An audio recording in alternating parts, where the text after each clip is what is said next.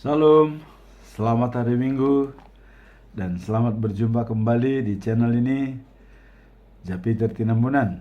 Salam sehat buat kita semua. Khotbah pada minggu ini, minggu ke-16 setelah Trinitatis, diambil dari kitab Mazmur pasal 116 ayat 1 sampai dengan 9 dengan perikop luput dari bahaya maut. Mari kita ikuti bersama ayat tersebut. Aku mengasihi Tuhan sebab Ia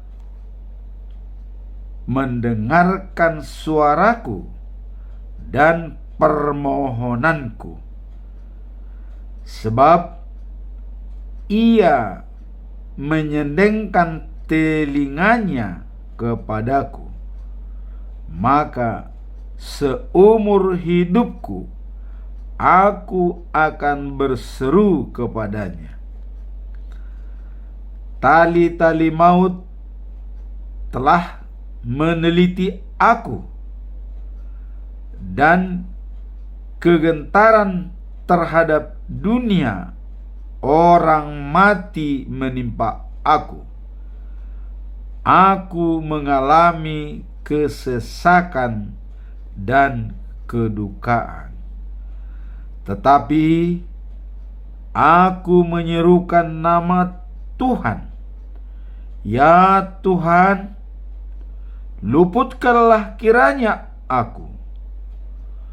Tuhan adalah pengasih dan adil, Allah kita penyayang.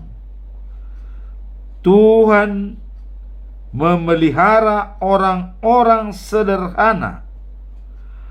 Aku sudah lemah, tetapi diselamatkannya aku. Kembalilah tenang, hai jiwaku, sebab Tuhan telah berbuat baik kepadamu. Ya, Engkau telah meluputkan aku daripada maut, dan mataku daripada air mata, dan kakiku daripada tersandung. Aku boleh berjalan di hadapan Tuhan di negeri orang-orang hidup. Demikianlah bacaan firman Tuhan. Kita masuk dalam bulan Desember ini pada minggu yang ke-16 setelah Trinitatis. Sebagaimana pedoman kita pada bulan September dengan topik jadilah pelaku firman, dijabarkan dalam Yakobus pasal 1 ayat 22. Tetapi hendaklah kamu pelaku firman, bukan hanya mendengar saja. Sebab kalau bukan demikian, kamu menipu diri sendiri. Dari konteks ini kita melihat ternyata ada penipu rohani di dalam Alkitab ini, yaitu apabila orang mendengar firman Tuhan tetapi tidak menjalankannya, dia adalah menipu diri sendiri. Dalam dirinya sudah masuk firman Tuhan, tetapi psikomotoriknya tidak bergerak, tidak menjalankan hanya dalam hati, tapi tidak dijabarkan dengan perbuatan, maka hal itu dikatakan dalam Yakobus pasal yang kedua ayat 17, iman tanpa perbuatan adalah mati. Sekarang kita masuk dalam perikop hari ini, yaitu luput dari bahaya maut. Kenapa dikatakan penulis Mazmur ini luput dari bahaya maut? Kita melihat latar belakang Daud. Apa yang terjadi pada Daud? Pertama, dia berhasil mengalahkan Goliat dengan campur tangan Tuhan.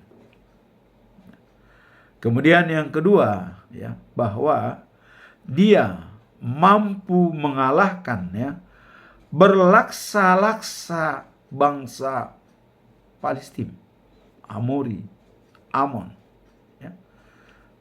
dan bahkan Saul katanya hanya beribu-ribu, tapi Daud berpuluh-puluh ribu. Di Israel terjadi metakonflik, artinya bahwa perempuan-perempuan Israel itu sangat mengagumi Daud. Dan mereka bahkan bernyanyi mengatakan bahwa kalau Saul mampu mengalahkan beribu-ribu musuh, tetapi Daud bisa mengalahkan berlaksa-laksa atau berpuluh-puluh ribu. Ini disikapi oleh Saul dengan sangat marah dan benci kepada Daud, sehingga Daud berusaha dibunuh oleh Raja Saul. Inilah yang dikatakan Daud, maut selalu mengancam diriku, tetapi Tuhan sebagai penolong saya. Apapun rencana Saul, semuanya adalah gagal. Bahkan di akhir kematian daripada Saul waktu berperang melawan Palestina. Nah, kemudian di samping Raja Saul ada konflik keluarga, di mana Absalom berusaha mengkudeta ayahnya sendiri, Daud. Bahkan dia sudah menghambat orang-orang yang akan melapor kepada Raja Daud di Yerusalem. Semua dihambat oleh dihambat oleh Absalom. Tidak boleh mereka untuk pergi ke Raja Daud. Dan seolah-olah Absalomlah yang akan menghakimi dan menimbang segala perkara-perkara yang ada di Judea. Nah, ini menimbulkan pertentangan yang sangat hebat dalam pikiran Daud, sehingga Daud pergi dia mengungsi. Tapi apa yang terjadi pada waktu Absalom hendak berperang, dia mau mengejar orang Palestina, tetapi waktu kereta kudanya berjalan menuju peperangan, rambut daripada Absalom tersangkut di kayu sehingga dia tergantung, kuda lolos.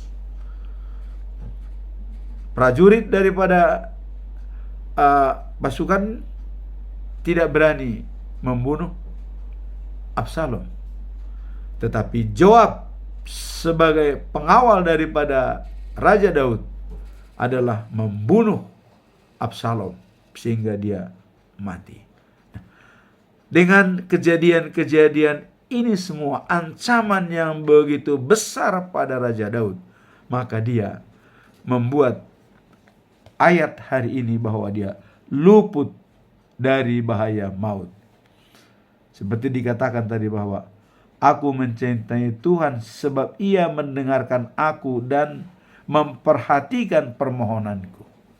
artinya dia terlepas dari bahaya maut. Nah, kalau kita lihat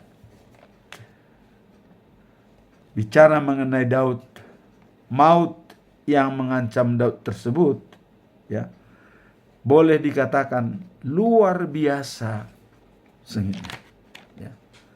Dan juga sebenarnya Raja Daud ada kesempatan untuk membunuh Raja Saul pada waktu dia bersembunyi di suatu gua.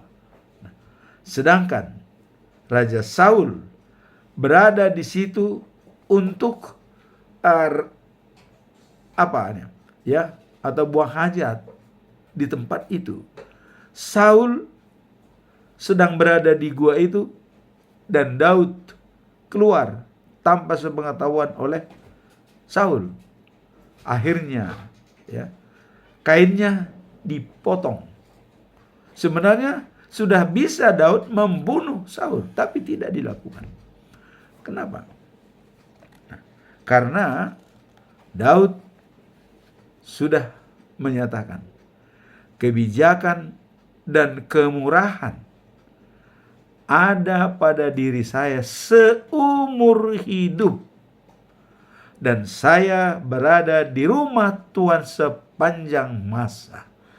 Ini sudah diikrarkan oleh Daud, maka dia tidak mau dendam atau membunuh Saul walaupun ada kesempatan. Nah, dengan peristiwa ini, kekejaman yang dilakukan oleh Saul dan juga anak kandungnya sendiri Absalom, dia mengucap syukur kepada Tuhan dengan firman pada hari ini. Dia selalu berterima kasih kepada Tuhan. Dikatakan menggambarkan dalam pasal 116 ini bahwa pengalaman penulis yang merasakan pertolongan Tuhan saat berhadapan dengan ancaman kematian. Itulah yang benar-benar dimanfaatkan oleh Daud. Dalam situasi sulit, Daud, ya, menemukan penghiburan, ya, dalam situasi dan berdoa, dan dia mendapat tekanan yang memungkinkan dia untuk mengalami kematian, ya, dan bisa luput, hanya menyerahkan kepada Tuhan. Semua persoalan yang dihadapi, dia mengucap syukur pada Tuhan.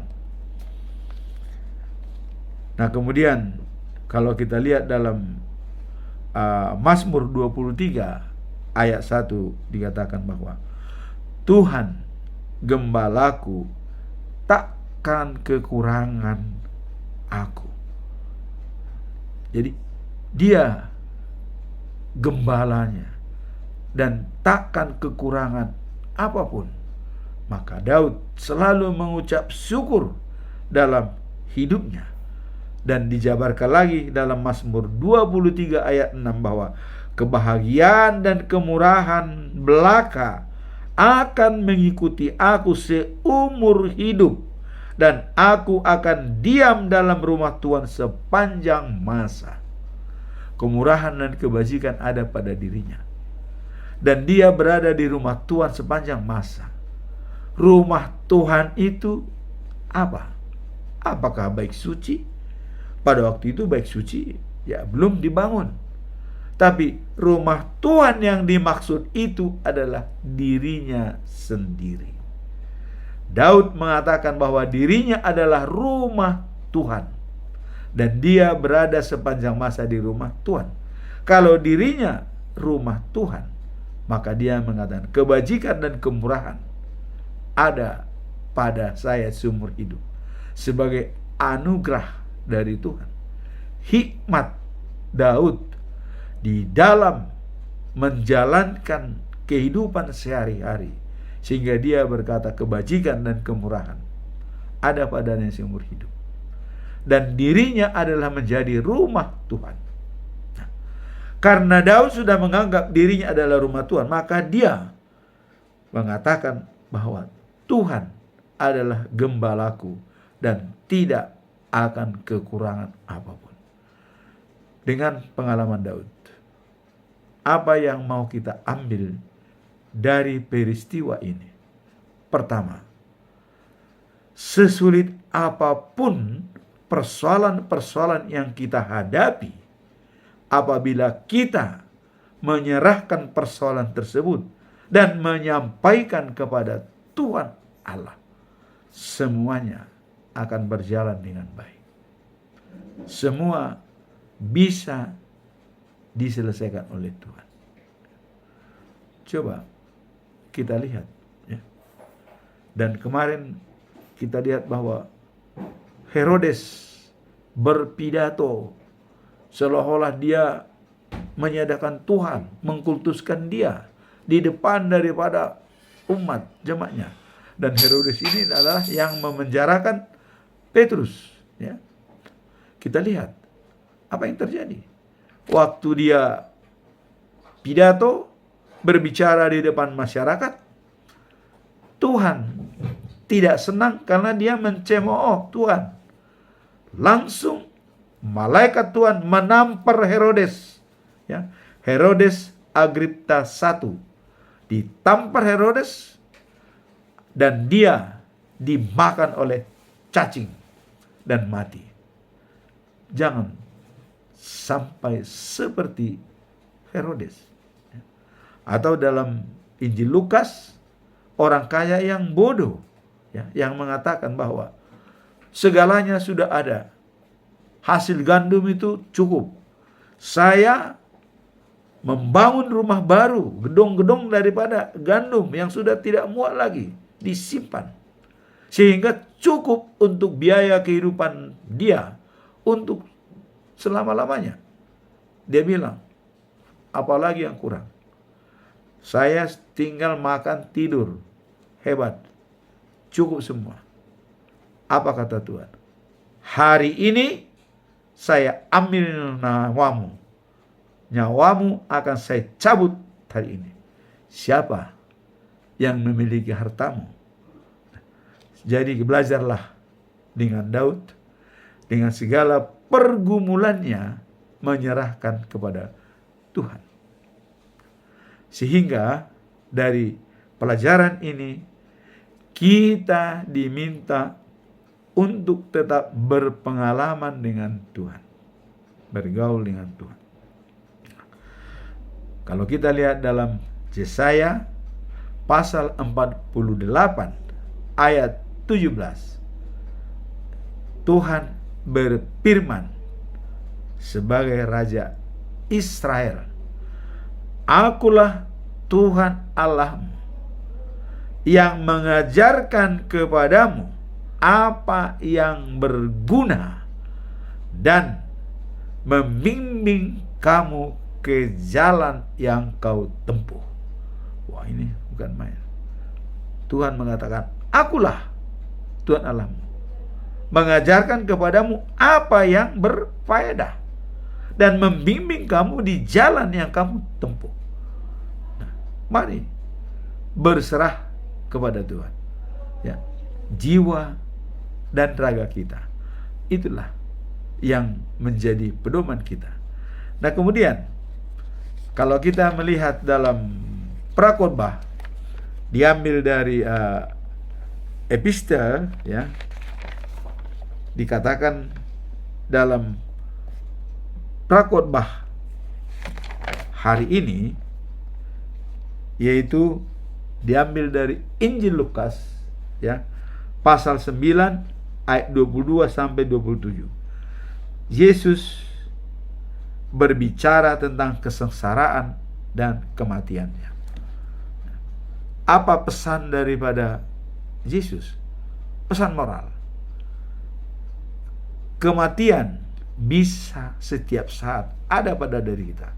Maka diminta di sini supaya kita tetap menjadi tabah dalam situasi apapun. Dan tantangan selalu ada. Tetapi maukah kita ikut Yesus supaya tantangan itu bisa terselesaikan dengan baik?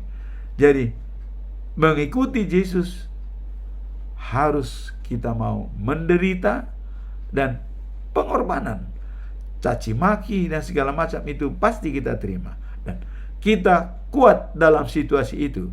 Maka Yesus mengatakan, ikut aku, pikul salib, sehingga kamu tabah dalam menjalankan tugas masing-masing. Nah, dengan khotbah hari ini mengucap syukur karena pertolongan Tuhan. Nah, di dalam epister ini adalah mengatakan kita tabah dan kuat dalam menderita, sehingga hidup kekal dan sejati akan kita terima untuk life after life, the news of Jerusalem. Amin. Tuhan memberkati kita semua.